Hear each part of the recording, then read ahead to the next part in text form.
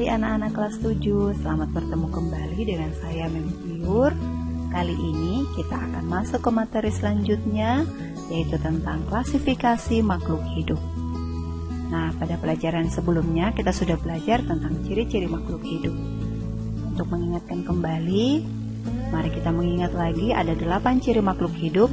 Yang pertama adalah dikatakan makhluk hidup kalau dia bernafas, kemudian yang kedua bergerak, yang ketiga iritabilitas atau peka terhadap rangsang, yang keempat membutuhkan makan, yang kelima tumbuh dan berkembang, yang keenam ekskresi atau mengeluarkan zat sisa, yang ketujuh bereproduksi atau berkembang biak, dan yang kedelapan adalah beradaptasi. Nah, dari sini kita bisa menggolongkan ciri-ciri makhluk hidup itu dan benda mati. Nah, di bumi kita ini ada begitu banyak makhluk hidup yang kita temui. Nah, seperti pada gambar ini. Adakah pada gambar ini kita menemukan bahwa makanan hewan-hewan ini sama? Apakah tempat hidupnya sama? Nah, tentu tidak ya. Masing-masing memiliki tempat hidup yang berbeda atau makan yang berbeda. Kemudian bagaimana dengan tumbuhan ini?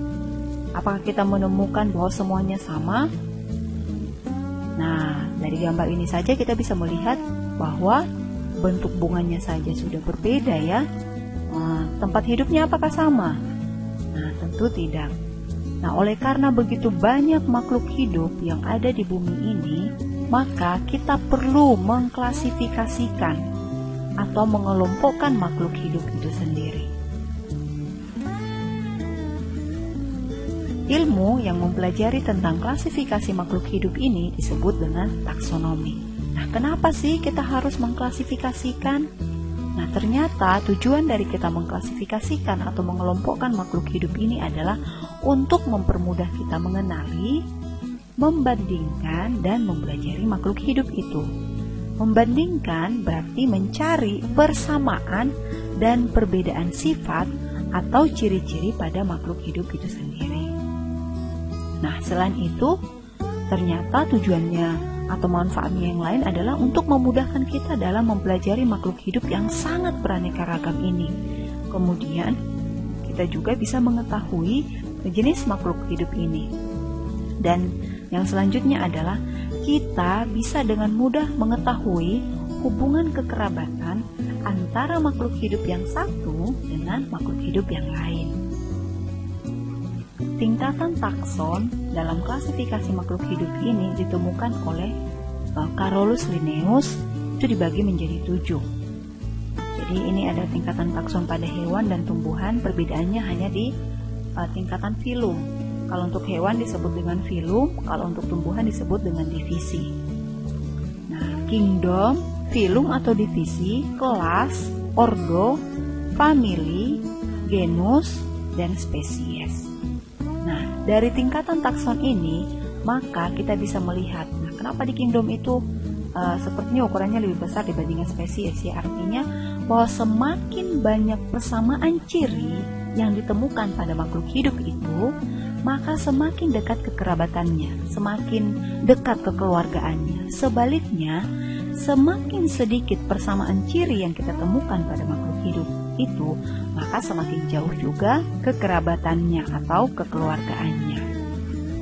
Nah, sistem klasifikasi ini pada zaman dulu itu pertama sekali ditemukan, atau pengelompokan itu pertama sekali ditemukan itu adalah dengan 2 kingdom. Jadi dikelompokkan menjadi dua kelompok ya. Pada saat itu hanya dikelompokkan menjadi 2 kelompok. Kelompok apa saja atau kingdom apa saja?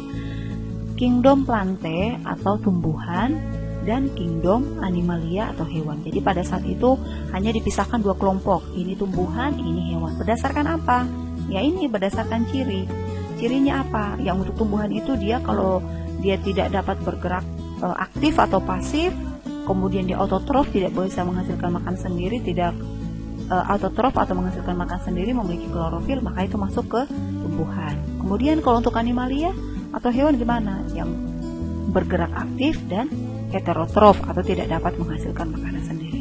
Namun seiring perkembangan perkembangan zaman, kemudian pada tahun 1866 ditemukan lagi satu kingdom lagi. Makanya pada saat itu terbentuklah sistem klasifikasi 3 kingdom.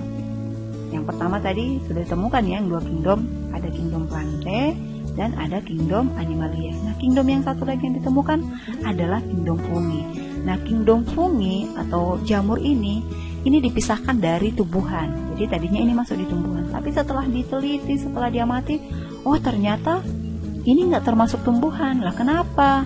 Oh, ini yang fungi ini ada yang bersifat uniseluler, sedangkan kalau tumbuhan kan dia multiseluler. Nah, kemudian kalau yang bergerak pasif sama ya dengan tumbuhan, dia juga termasuk heterotrof atau tidak berklorofil. Sedangkan kalau untuk tumbuhan kan dia autotrof, bisa membuat makan sendiri. Sedangkan kalau untuk fungi ini dia tidak bisa membuat makan sendiri. Maka dibuat lagi pengelompokannya. Oh, berarti ini dipisahkan ini dari tumbuhan. Maka terbentuklah pada saat itu sistem klasifikasi 3 kingdom. Namun seiring berjalannya waktu, nah ditemukan lagi satu kingdom. Tadi sudah ada kingdom apa yang pertama? Kingdom Plante atau tumbuhan, kemudian kingdom Animalia atau hewan, kingdom Fungi atau jamur yang dipisahkan dari tumbuhan. Nah, ini ditemukan kingdom Monera. Nah, kingdom Monera ini diambil dari dari hewan. Kemudian pas diamati lagi, ternyata untuk yang hewan ini kan dia multiseluler, tapi ini ada yang uniseluler. Kemudian kalau hewan ini kan dia heterotrof, tidak bisa membuat makanan sendiri. Nah, ternyata ada yang bisa membuat makan sendiri, namanya cyanobacteria. Maka terbentuklah pada saat itu sistem klasifikasi 4 kingdom dengan menemukan kingdom Monera. Nah, seiring perkembangannya waktu, ditemukan lagi satu kingdom, dan sistem klasifikasi 5 kingdom ini sampai saat ini masih ini yang kita gunakan. Tidak tahu nanti mungkin ke depan ada ditemukan lagi 6 kingdom atau 7 kingdom dan lain sebagainya. Itu bisa bisa nanti ditemukan. Tapi untuk saat ini kita masih berada pada sistem klasifikasi 5 kingdom. Itu kingdom apa? Nah, tadi kita sudah belajar kingdom Plante. Kita sudah belajar kingdom Plante itu adalah tumbuhan yang bersifat multiseluler, bergerak pasif, kemudian autotrof karena memiliki klorofil sehingga dapat membuat makanan sendiri. Apa saja sih? Nah, itu dibagi menjadi 3. Tumbuhan paku, tumbuhan lumut, dan tumbuhan berbiji. Nah, sedangkan yang kedua adalah kingdom Animalia atau hewan yang bersifat multiseluler, bergerak aktif, kemudian heterotrof karena tidak memiliki klorofil sehingga tidak mampu membuat makan sendiri. Nah, untuk kingdom Animalia ini dibagi menjadi 2. Ada yang vertebrata atau hewan yang bertulang belakang, dibagi lagi menjadi 5. Yang pertama adalah aves, jenis burung, reptil, hewan melata, amfibi yang hidup di 2 alam, Pisces itu adalah jenis ikan, dan mamalia atau hewan menyusui. Nah, untuk yang invertebrata atau tidak bertulang belakang itu dibagi menjadi Poriferas, Cnidaria, Platyhelminthes, Nematelminthes, Annelida, Mollusca, Echinodermata, dan Arthropoda.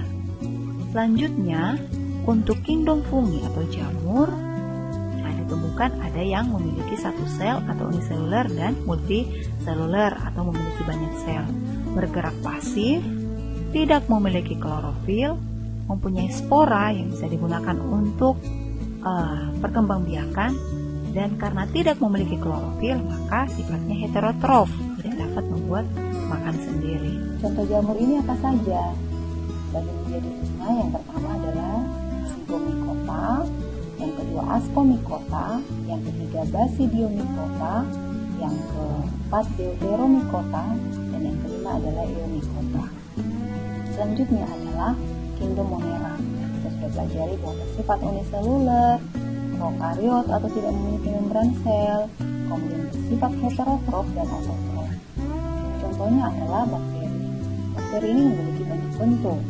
Yang batang disebut dengan basil, bentuk buah disebut dengan kokus, bentuk koma disebut dengan vibrio, dan bentuk sel itu disebut dengan spirochaeta. Nah, contoh yang kedua adalah ganggang biru atau cyanobacteria.